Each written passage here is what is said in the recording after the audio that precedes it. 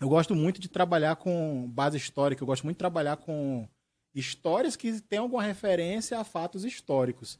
Nesse caso aqui não é um fato histórico em si, mas é uma adaptação de um escritor clássico. Tem o Homero, aquele escritor grego, 2000 anos atrás, escreveu sobre a Guerra de Troia e tal.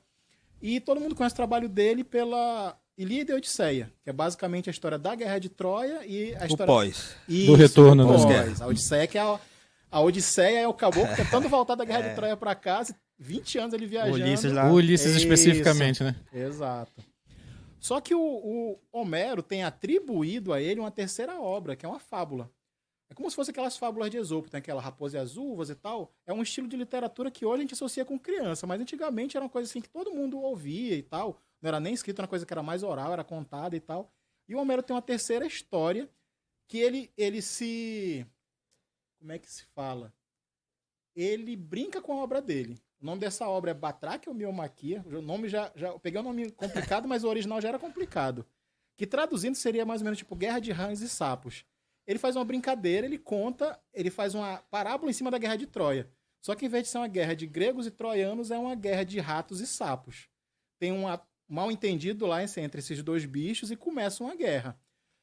E como eu falei, né, hoje em dia esse material é mais voltado para o público infantil. Quem lê isso é mais público infantil. Eu peguei essa ideia e regionalizei.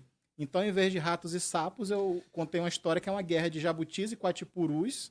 Aí todo o cenário que se passava na Grécia, eu coloquei na Amazônia. Nessa história original, assim como na Ilíada, tinha a intervenção dos deuses gregos, lá, Zeus, Atenas e tal. Aqui são deuses de etnia regional. Aí entra a parte que eu falei, eu gosto de trabalhar com história. Eu, a princípio, ia pegar uma etnia que existe, sei lá, Baré, Dessana, e que até tem registro do folclore, da mitologia, da religião deles e tal. Vai Miria Troari, que é mais aqui, é mais nosso, né? Sim.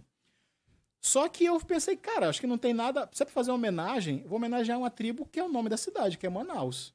Que muita gente nem sabe. Hoje em dia, está no período agora que as pessoas não conhecem a própria história, né? Muita gente nem sabe o que é Manaus, o que é o nome.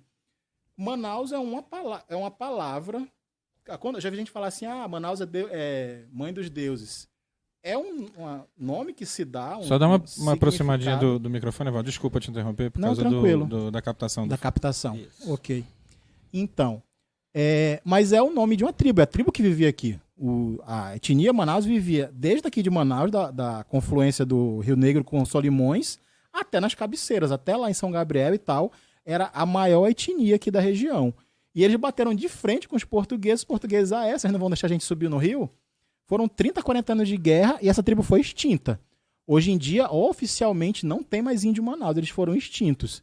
Isso, o último registro de um Manaus foi em 1810. Um cara disse que passou na beira do rio e viu um grupinho lá que era de Manaus. E essa extinção deles foi feita antes da foto, antes da gravação de áudio e tal. E não tem registro quase nada da cultura deles. Tipo, pintura de pele, como é que eles se vestiam, como é que eram os adornos deles, como é que era a cultura deles, a religião. Quase não sobrou nada. O que sobrou são registros de viajante. Tipo assim, teve um padre que passou aqui em Manaus em 1780. Não é que nem aqueles padres, né, que viram as Amazonas e tal, descendo o rio Amazonas. É nesse sentido. Mesmo sentido. É nesse sentido. O cara passou aqui e falou, eu encontrei com os Manaus. Eles usam tal palavra para pá e tal. Então o que tem é isso. Pessoas que ouviram palavras do idioma, pessoas que falaram com eles um pouquinho sobre a cultura deles, sobrou isso. E, voltando para a história, né? Religião deles. O único registro que tem é que eles acreditavam em 2 espíritos, a gente nem sabe se eram os principais, como é que era o culto para essas divindades, ninguém sabe. Mas eles tinham 2 divindades, que era Marana e Sarana, que um era o dia e outro era a noite. E eu incorporei isso na história. Aparece aqui em cima, essas 2 índiazinhas aqui, uma amarelinha e uma preta, são referências a elas.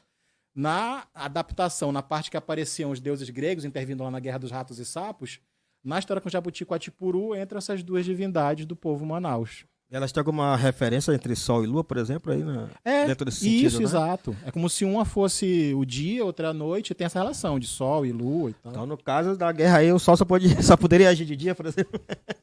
Aí tu vai ter que ler pra descobrir, né?